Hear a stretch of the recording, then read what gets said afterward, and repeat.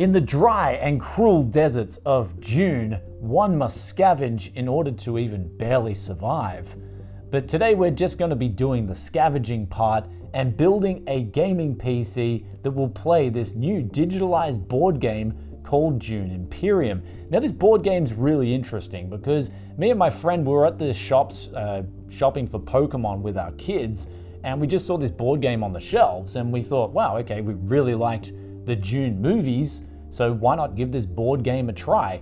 And then when we tried the board game, we got pretty much addicted to it. It was actually very well made, and it's a very good strategy game where twists and turns just take place on every single turn. In total, you've got 10 turns, but a lot of the times the game will finish before the end of those 10 turns, where the first to 10 victory points will win the game. However, this game is now digitalized in 2024, and you can download it on Steam, and it's actually very easy to play, and the minimum requirements are such that you can get away with an 8800 GT Ultra. And you might stop me and thinking, what's that card? Well, it's a card that I believe is over 15 years old now, so basically this card game, this digitalized card game, could run on even a potato. But let's take a look at these PC parts here, the story behind them one by one. Starting off here with this motherboard right here. This was a H61 board that got donated to me, and they thought the board was not working, but we cleaned it up and we tested it out, and sure enough, it now works absolutely fine.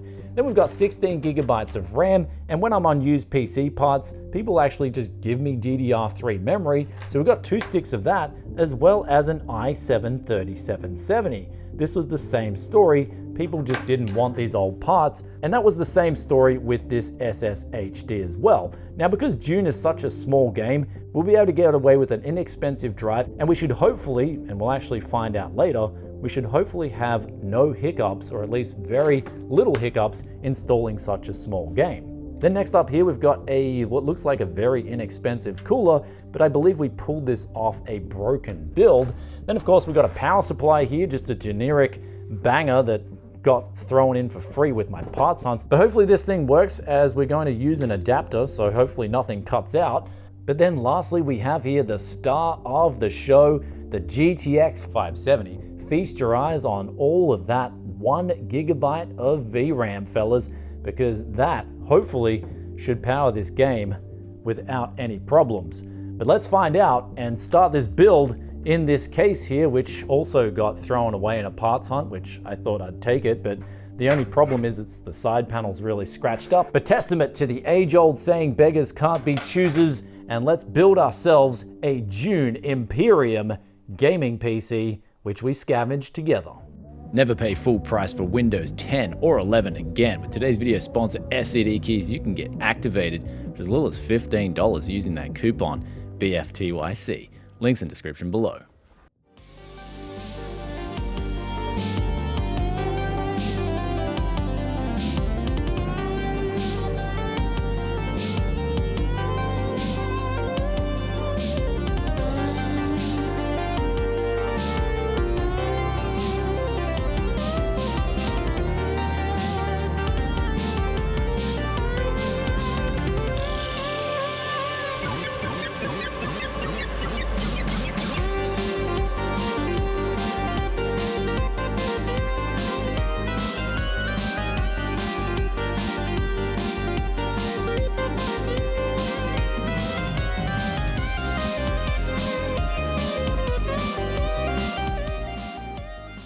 So we've got a little bit of a problem here, and that is, you may notice if we zoom in a little bit, we have only one memory stick in the right-hand side of the board.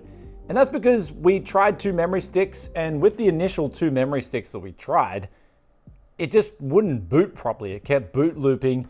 And then I tried eventually 2 other memory sticks, and I was like, cool, okay, it's just a memory compatibility issue.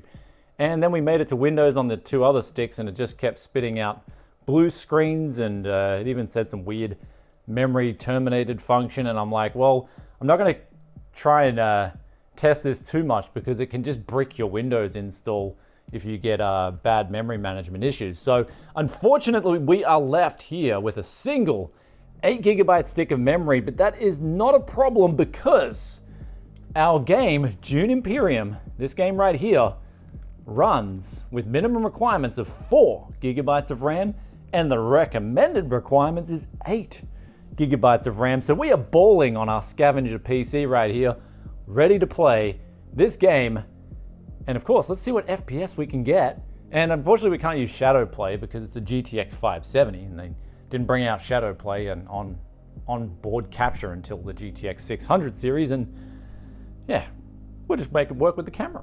And would you look at that? We are in the menu system, and we are on a smooth 60 FPS. Actually, we're going to test the 0.1% lows for the duration of this test. So, oh wow, the 0.1% lows are 56 as well on the menu. But let's get into character selection here. So you've got different, all different types of modes you can play.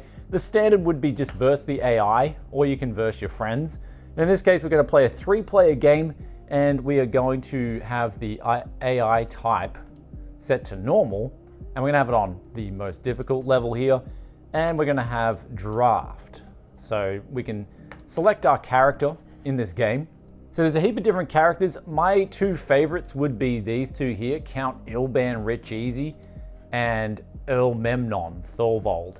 Actually, my favorite's probably Count Ilban here, because he has, they all have unique abilities. His ability is he can draw a card whenever he plays one of these 4 squares up here, these green squares.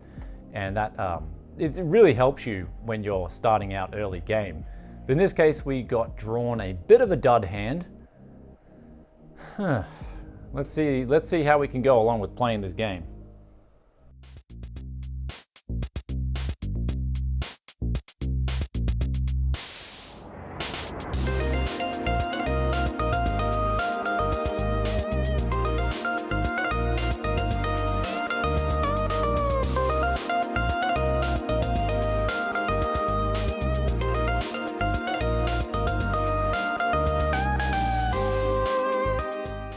So after playing for 20 minutes on this card game, we had an average of 60 FPS. And in the options menu, if you are having troubles with this game, you can even turn the graphics down to medium or low. Here on our GTX 570, we were balling on high settings at 1080p.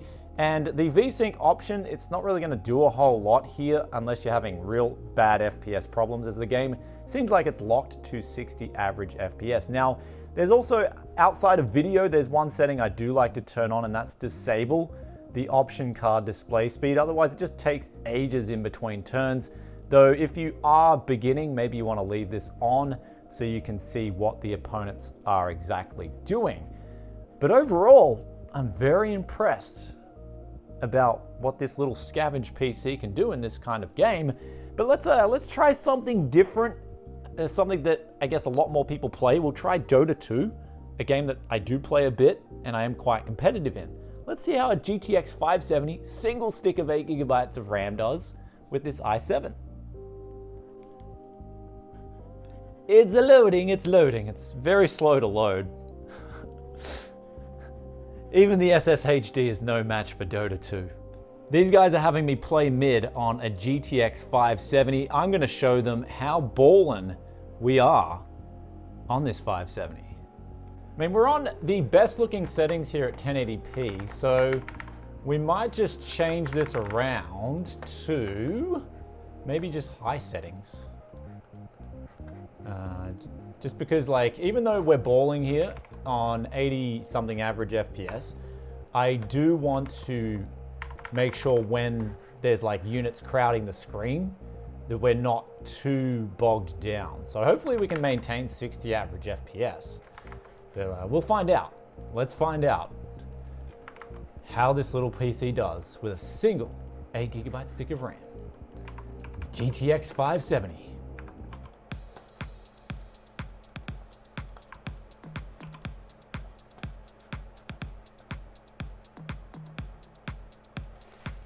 And there is our first victim to the GTX 570 gaming PC. Booyah!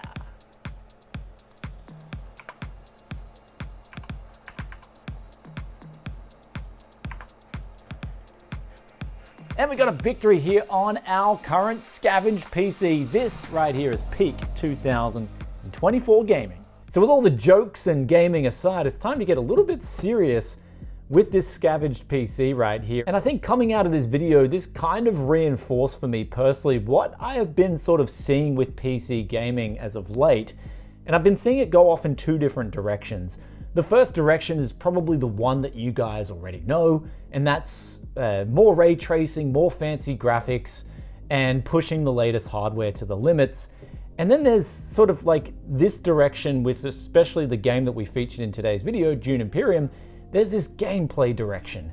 And I think for me personally, I'm always now going to choose the gameplay direction in 2024 because the games that I'm playing don't need the latest and greatest hardware, and I enjoy them actually quite a lot. Dota 2, I enjoy that as a staple online competitive multiplayer title. I enjoy Dune Imperium. It's just a basic card game, but it's so well thought out in that there's so many different things that you can do depending on what your opponent does. There's no real set strategy that's going to win you the game all the time. It really comes down to what are your opponents doing and which way are they going, and how can you sort of go the best route to get to that 10 victory point. And then within the game itself, there's so many little things like dynamics between your discard pile and your drawed card pile, and what cards you pick and the synergy that they share. So really exciting game. It will have a little bit of a learning curve to get around, but once you get past that learning curve, I think you'll have a lot of fun, especially if you enjoy strategy. But back to what we were saying before. A PC like this, we scavenged parts together, and sure, it had a bit of a problem, the single 8GB stick of memory, but that didn't stop me from just enjoying both the games that I played on this PC. In fact, I was surprised Dota 2 ran so well on a single 8GB stick of memory. I mean, sure, in some of those real clutch battles with everyone on the screen, it did noticeably slow down, but it didn't stop me from playing properly in those matches, and we still got a victory and a positive score. So I was actually kind of a bit nervous going into it, thinking, oh, well, this team's put me in mid. Hopefully I'm not, because when you go mid, it's pretty much the most important role. If you screw that up, you're in Dota 2, you're pretty much going to screw the whole team over.